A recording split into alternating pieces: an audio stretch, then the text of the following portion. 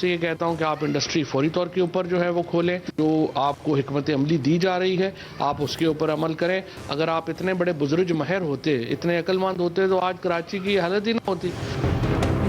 ये मईशत का मामला नहीं है, ये सेहत का मामला है। हम सबका एक पर्सपेक्टिव होना चाहिए और वो ये है कि कैसे हम अपनी कौम को, अपनी आवाम को इस मुज़ी वबा के फैलाव से रोक सकें। लॉकडाउन पर विफाक और सिंध हुकूमत आमने सामने।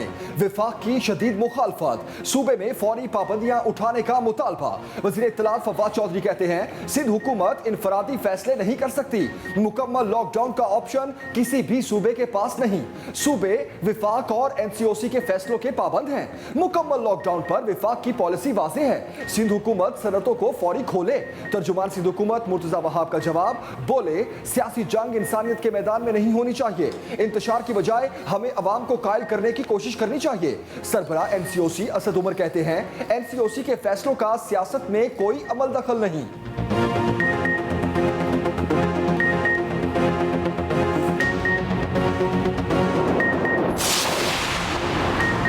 कराची में भारत जैसी सूरत हाल हुई तो जिम्मेदार इमरान खान होंगे। बिलावल भुट्टो जरदारी बरस पड़े, कहा वफाकी हुकूमत अवाम का ख्याल रखने की बजाय हमारी बेइज्जती करवा रही है। सिंध में कोरोना फैला तो उसके जिम्मेदार वफाकी हुकूमत ही होगी। तहरीक इंसाफ वाले कोरोना पर ना कुछ करते हैं ना करने देते हैं। इस्लामाबाद में इतने बड़े सैलाब से नुकसान हुआ, कोई वजीर अवाम के पास नहीं पहुंचा। इमरान खान ने अवाम को लावारिस छोड़ दिया। ये वैसे ही नाजायज तरीके से कुर्सी पर बैठे हैं, अब बचकाना हरकतें बंद करें। हर कठपुतली का मुकाबला करने को तैयार हैं। मिलकर काम करें तो पंजाब में बुजदार और विफाक से इमरान खान को भगा सकते हैं। ये भी कहा आज़ाद कश्मीर जैसी धांधली कभी नहीं हुई, तारीखी धांधली के बावजूद 11 सीटें इनके मुंह से छीनी।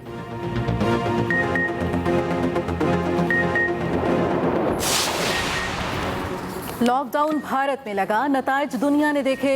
Lockdown lockdown lockdown. बिलावल साहब आप क्या चाहते हैं? सरबराह NCOC असद उमर का जवाब, कहा भारत में करोड़ों अफराद लॉकडाउन से गुर्बत की लकीर से नीचे चले गए, अब तक ना उठ सके। मेहरबानी करके कोरोना पर सियासत ना करें। इमरान खान की पॉलिसियां जान और काम दोनों बचा रही हैं।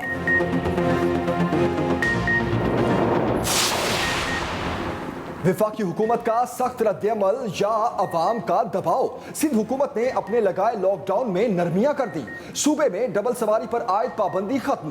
कार में 2 से ज्यादा अफराद को बैठने की भी इजाजत। सुबह 6 से शाम 6 बजे तक बेकरी और डेयरी शॉप्स पर लगी पाबंदी भी उठा ली। फर्टिलाइजर, ज़रूरी अद्वियात की दुकानों को काम की इजाजत। 100% मुलाजिमीन की वैक्सीन कराने वाली सनतों का पहिया चलेगा। इंट्रासिटी पब्लिक ट्रांसपोर्ट, मिनी बसों, रिक्शों और टैक्सियों पर लगाई पाबंदी भी खत्म। तजारती, मजहबी, तफरीही और खेलों की सरगर्मियों पर पाबंदी बरकरार। नमाज जनाजा और मजहबी रसूमात की पेशगी इत्तला देना पड़ेगी। बैंक, पंप्स और मेडिकल स्टोर्स 24 घंटे खुले रहेंगे। रेस्टोरेंट्स को सिर्फ होम डिलीवरी की इजाजत। तालीमी इदारे बदस्तूर बंद। इम्तिहानात 8 अगस्त तक मुलतवी। लॉकडाउन उनकी ख्वाहिश है जो खानदान समेत अमेरिका चले जाते हैं। ये कर्फ्यू जैसी सूरत हाल है। गवर्नर इमरान इस्माइल कहते हैं लोगों के गले पर पांव रखकर बंदिशें ना लगाई जाएं। लॉकडाउन कोरोना पर काबू पाने का हल नहीं। सुप्रीम कोर्ट का हुक्म है, कोई सूबा अकेले फैसले नहीं कर सकता। पाकिस्तान किसी सूरत मुकम्मल लॉकडाउन का मुतहम्मिल नहीं हो सकता। सिंध हुकूमत ने SOPs पर अमल दरामद नहीं कराया, सीधा लॉकडाउन लगा दिया। बंदिश आखिरी इक़दाम हो सकता है, पहला नहीं। बंदिश के अलावा सिंध हुकूमत के हर फैसले का साथ देंगे। कश्मीर प्रीमियर लीग के खिलाफ भारतीय साजिशों का पर्दा चाक। हर्षा गिब्स ने भारतीय क्रिकेट बोर्ड की ब्लैकमेलिंग का भांडा फोड़ दिया। हसद की आग में जलता भारतीय क्रिकेट बोर्ड KPL के खिलाफ माफिया का किरदार अदा करने लगा। गैर मुल्की खिलाड़ियों को धमकियों और ब्लैकमेलिंग पर उतर आया। धौंस के डर से कई गैर मुल्की खिलाड़ी लीग से अलग हो गए।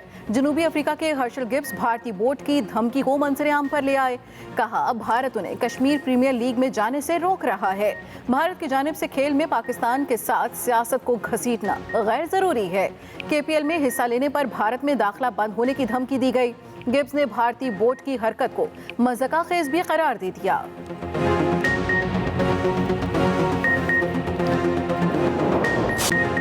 एहतियात और लापरवाही साथ साथ कराची के अवाम ने अब भी कोरोना को कुछ न समझा। पाबंदियों के पहले ही दिन SOPs की धज्जियां उड़ाकर रख दी। मास्क पहना, न समाजी फासले का ख्याल रखा। जगह जगह पुलिस नाकों ने शहर में ट्रैफिक को जाम किए रखा। घरों से बाहर निकलने वालों से सर्टिफिकेट्स मांगे जाने लगे। शहर के अहम तिजारती मराकज़ और बड़ी मार्केटें मुकम्मल बंद रही। महकमा सेहत सिंध ने तमाम अस्पतालों में हेल्थ इमरजेंसी नाफिज कर दी। सिंध के सरकारी दफातर बंद करने का नोटिफिकेशन भी जारी।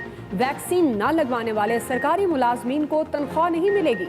तर्जुमान सिंध हुकूमत मुर्तज़ा वहाब कहते हैं, कोई दुकान शटर बंद करके चलाई गई तो 30 दिन के लिए सील होगी।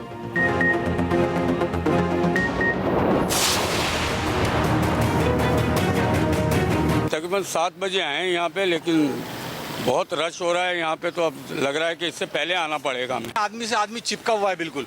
वो कहते हैं सोशल डिस्टेंस रखें।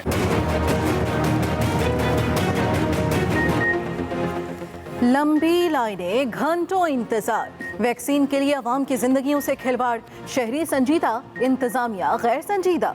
कराची के वैक्सीनेशन सेंटर्स पर शदीद बदनज़मी, बेपनाह रश। शहरी रुल गए। कोरोना के मजीद फैलाव का खदशा। एक्सपो सेंटर आने वालों का सब्र जवाब दे गया। घंटों लाइन में खड़े अफराद मुश्तिल हो गए, शीशे तोड़ दिए। सिक्योरिटी गार्ड की भी पिटाई। सिविल अस्पताल का हाल भी कुछ मुख्तलिफ नहीं। सैकड़ों अफराद एक ही जगह जमा रहे। हब से एडिशनल मेडिकल सुपरिटेंडेंट बेहोश हो गए।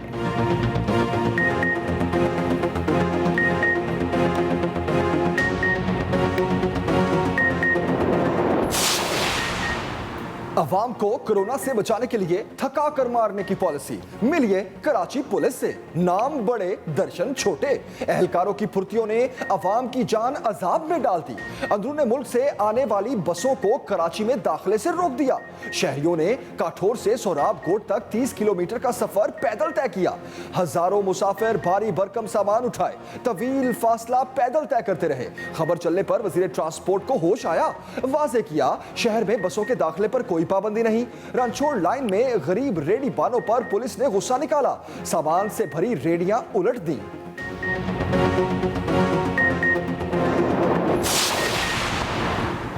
कोरोना की चौथी लहर काबू से बाहर। शरह 8.5% तक पहुंच गई। वबा एक दिन में मजीद 65 जिंदगियां ले गई। 4,950 नए मरीज रिपोर्ट। पंजाब में स्मार्ट लॉकडाउन में गैर मुअय्यना मुद्दत तक तोसी। कारोबारी मराकज़ और मार्केट्स रात 10 बजे तक खुली रहेंगी। मज़ारात पर सिर्फ वैक्सीनेटेड अफराद को जाने की इजाज़त। NCOC के मुताबिक सिंध हुकूमत ने लॉकडाउन का ऐलान किया है। वफाक के ज़ेर इंतज़ाम मुख्तलिफ सेक्टर्स SOPs के साथ काम करते रहेंगे।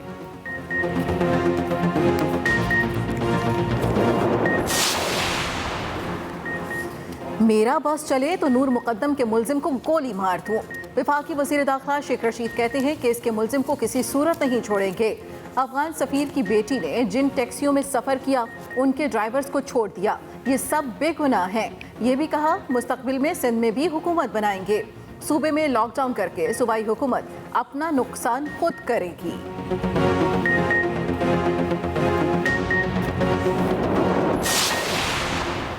स्पीकर पंजाब असम्बली चौधरी परवेज इलाही की पंजाब में तालीमी इदारे खोलने की मुखालफत। कहते हैं, स्कूल खोलकर बच्चों और वालिदैन की जिंदगियों से ना खेला जाए। कोरोना से बचाव का वाहिद हल SOPs पर अमल दरामद है। ऐसे में तालीमी इदारे खोलकर अवाम को इसमें मुब्तला ना करें।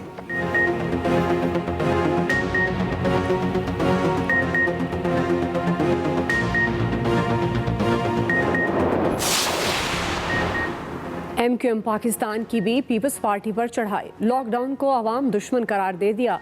फौरी खात्मे का मुतालबा। फैसल सब्जवारी ने सवाल उठाया, पब्लिक ट्रांसपोर्ट बंद है, शहरी वैक्सीन कैसे लगवाने जाएं? वैक्सीन मराकज़ पर रश से कोरोना रोका जा रहा है या फैलाया जा रहा है? सिंध हुकूमत के फैसले अनोखे ही हैं। ऑपोजिशन लीडर सिंध असम्बली ने सूबे में लॉकडाउन को साजिश करार दे दिया।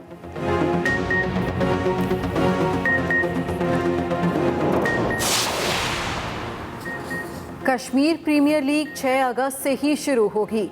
चेयरमैन कश्मीर कमेटी का ऐलान। शहरियार आफरीदी का ICC से भारतीय बोर्ड की हरकत का नोटिस देने का मुतालबा।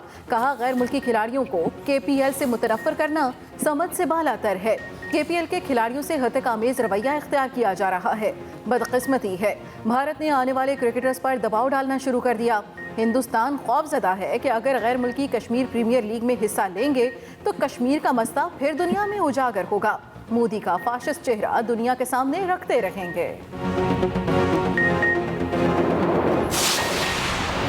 पाकिस्तान ने भारत की क्रिकेटर्स को धमकियां बदकिस्मती और अफसोसनाक करार दे दी। शदीद मजम्मत। तर्जुमान दफ्तर खारजा कहते हैं नौजवान कश्मीरियों को बैनुल-अक़वामी क्रिकेटर्स के साथ खेलने का मौका देने से रोकना अफसोसनाक है। यूरोपीय पार्लियामेंट का मकबूजा कश्मीर में भारतीय जुल्म के खिलाफ खत खुला सबूत है। भारत को इंसानी हुकूक की खिलाफ वर्जियां खत्म करना होगी।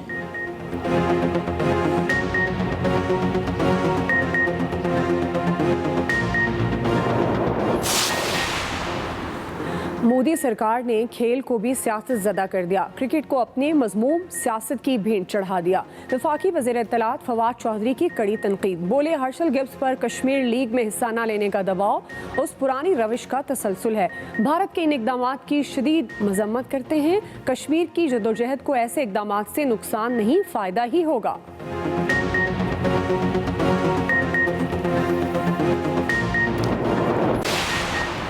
पीटीआई की सिंध पर नजरें। वजीर खारजा शाह महमूद कुरैशी ने तबले जंग बजा दिया। कहा केपी, पंजाब, जीबी और आजाद कश्मीर के बाद अब सूबा सिंध हदफ है। सिंध के अवाम भी तब्दीली चाहते हैं। कश्मीर और सियालकोट इलेक्शन से शहबाज शरीफ की लाताल्लुकी बताती है। नून लीग के बयानिए में इख्तलाफ है। नवाज शरीफ ठीक हो गए हैं तो इखलाकी तौर पर वापस आ जाए। यह भी कहा अफगानिस्तान में गैर जरूरी मुदाखलत की ना लाताल्लुकी चाहते हैं।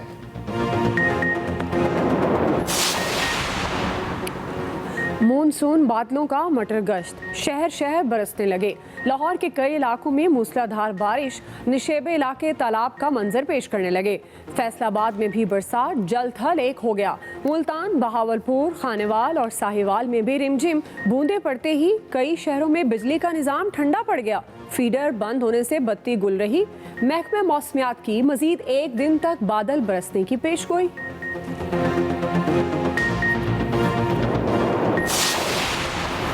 गिलगित के सैलाबी रेले दरियाए सिंध में दाखिल। कोहिस्तान के मुकाम पर ऊंचे दर्जे का सैलाब। कई इलाके डूब गए। घरों में पानी दाखिल।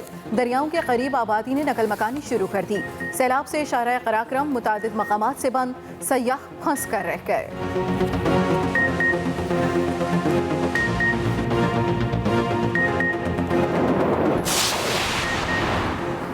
सेफ सिटी की अपनी सेफ्टी दांव पर। सिक्योरिटी पर अरबों का खर्चा। लाहौर फिर भी महफूज न रह सका। शहर के 48% कैमरे गैर फाल होने का इंकशाफ। सीटीडी की रिपोर्ट ने सेफ सिटी अथॉरिटी का पोल खोल कर रख दिया। बताया लाहौर में लगे 10,319 में से तकरीबन 5,000 कैमरे गैर फाल हैं। रिपोर्ट में सरकारी और हसास तंसीबात गैर महफूज करार।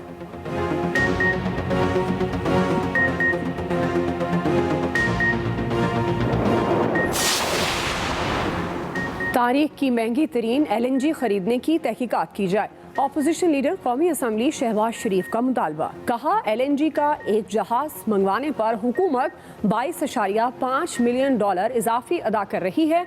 दुनिया की महंगी तरीन LNG खरीदने वालों को कोई पूछने वाला नहीं। हमारी तजवीज़ मान ली जाती तो मुल्क में आज गैस और बिजली का बहरान ना होता।